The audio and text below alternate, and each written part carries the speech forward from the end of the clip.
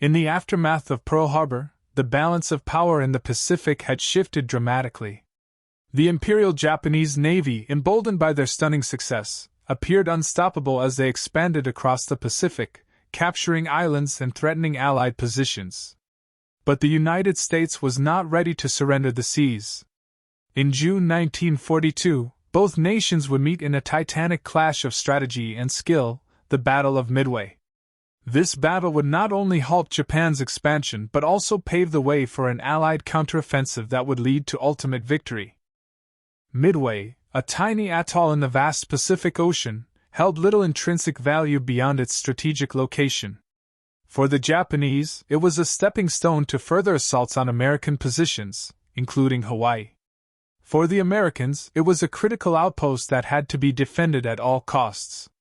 As both fleets prepared for battle, either side could have foreseen just how crucial this small, remote island would become in deciding the fate of the Pacific.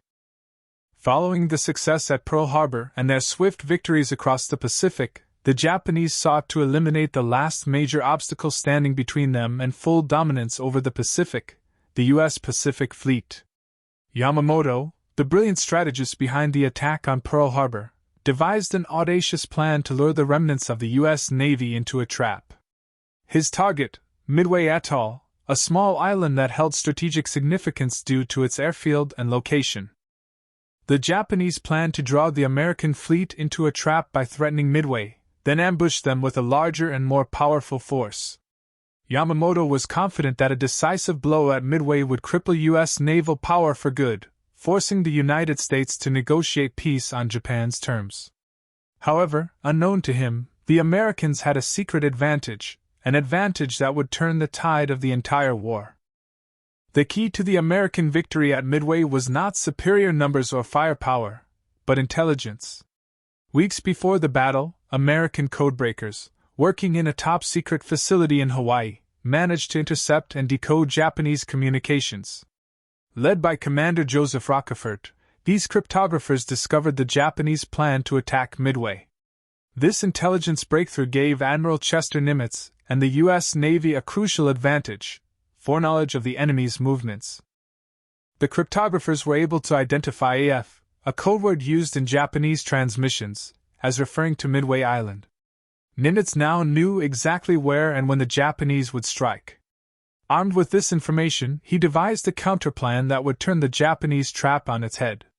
Instead of being ambushed, the U.S. fleet would lie in wait, ready to strike when the time was right.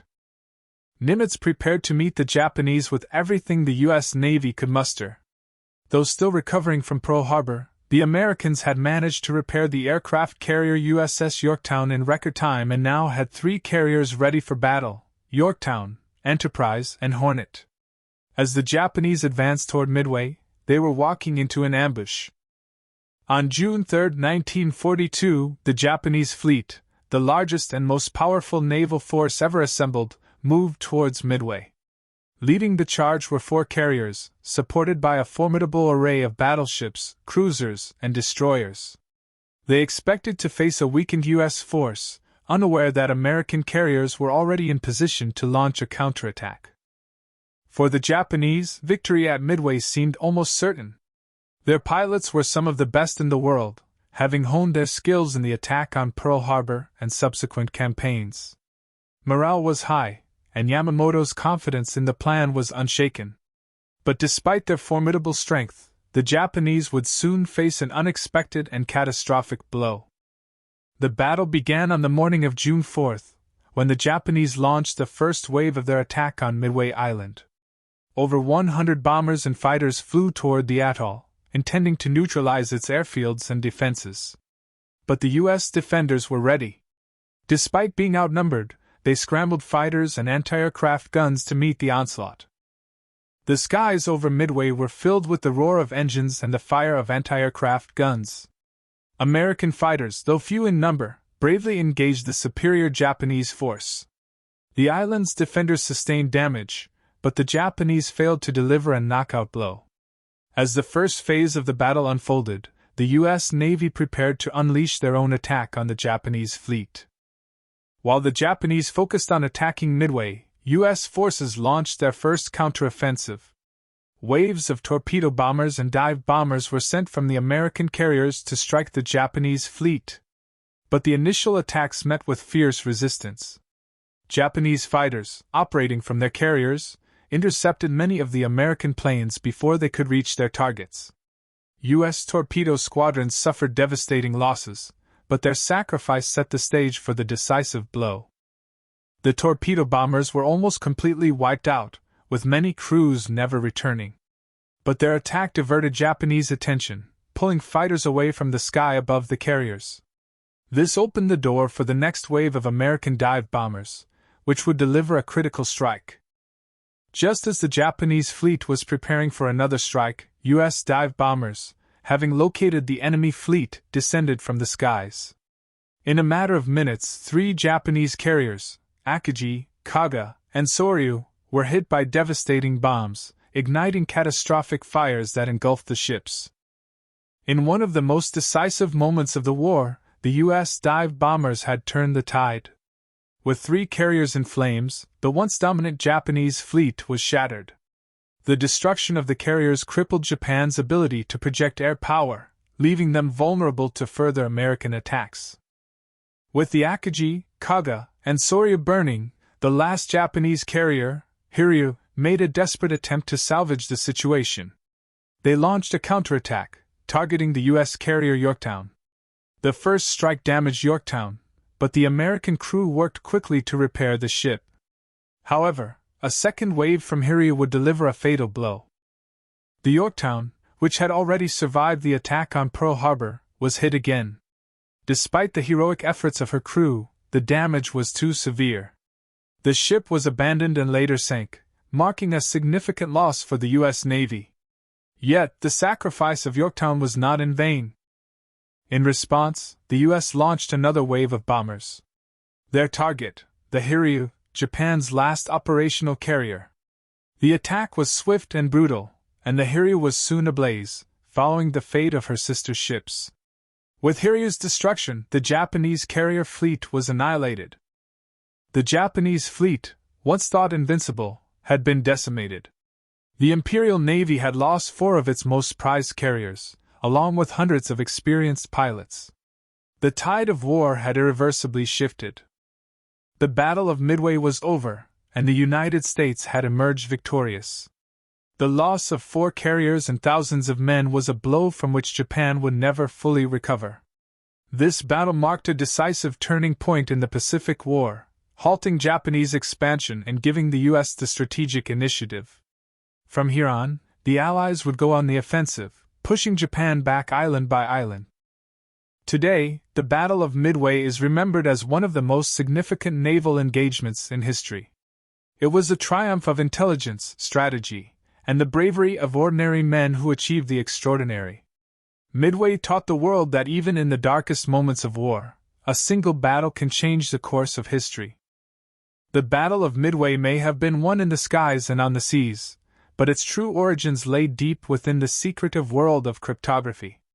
The unsung heroes of this battle worked in small, dimly lit rooms, cracking the complex Japanese naval codes. Led by Commander Joseph Rockefort and his team at Station HYPO, these brilliant minds deciphered Japan's strategic plans, turning the tide before the first shot was ever fired. In a moment of sheer brilliance, Rockefort's team confirmed that AF, a critical Japanese objective, referred to Midway Island. This breakthrough gave Admiral Nimitz vital intelligence that allowed him to position his forces and set a trap for the Japanese fleet. Without this intelligence coup, the U.S. Navy would have sailed blindly into an ambush, and the course of the war could have been very different. The Japanese came to Midway with an air of invincibility. After Pearl Harbor, and a string of victories across the Pacific, Japanese military leaders believed that their dominance at sea was unquestionable. This overconfidence blinded them to their own vulnerabilities. In their haste to finish off the remnants of the U.S. Pacific Fleet, Yamamoto and his admirals made critical strategic errors. First, Yamamoto's decision to disperse his forces, with parts of his fleet far from the carriers, weakened his ability to respond quickly. Second, Japanese overconfidence in their surprise attack left them blind to the possibility that their communications could be intercepted. As they sailed toward Midway, believing the Americans were in the dark, they were already playing into Admiral Nimitz's hands. Amid the strategic brilliance and high-level command decisions, the battle was fought by ordinary men, brave pilots, sailors, and airmen on both sides. Many of these men were barely out of their teens, flying into combat with little experience, and knowing the odds were stacked against them. For the U.S. Navy's torpedo squadrons, the Battle of Midway became a story of sacrifice. Outgunned and outmaneuvered, entire squadrons were wiped out by Japanese Zero fighters, but their relentless attacks kept the Japanese defenders distracted, allowing the dive bombers to swoop in. These men flew into almost certain death, yet their determination and courage changed the course of history. The Battle of Midway was not only a clash of men and strategy, it was a battle of machines, where the aircraft carrier reigned supreme.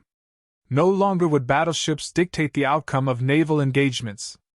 At Midway, carriers became the decisive factor, launching powerful air strikes that could devastate fleets from hundreds of miles away. The American Dauntless dive bombers were instrumental in delivering the fatal blows to the Japanese carriers. Meanwhile, Japan's feared Mitsubishi A6M0, a highly agile and fast fighter, ruled the skies early in the battle. But the advantage of the Zero came at a cost. Its lightweight design made it vulnerable in extended combat. Midway would show that even the best technology can be overcome by superior tactics and intelligence. The psychological blow dealt to Japan at Midway was profound. The Imperial Navy had prided itself on being an unstoppable force, and their defeat shattered this myth. The loss of 4 irreplaceable carriers and the deaths of hundreds of experienced pilots were more than just tactical setbacks. They were crippling blows to Japan's morale and long-term war plans. For the Japanese public, the defeat at Midway was a harsh reality check. Japan's navy had suffered its first major defeat of the war, and the nation would soon realize that the tide had turned in the Allies' favor. The defeat at Midway undermined Japan's belief in its invincibility and marked the beginning of a long, painful retreat in the Pacific.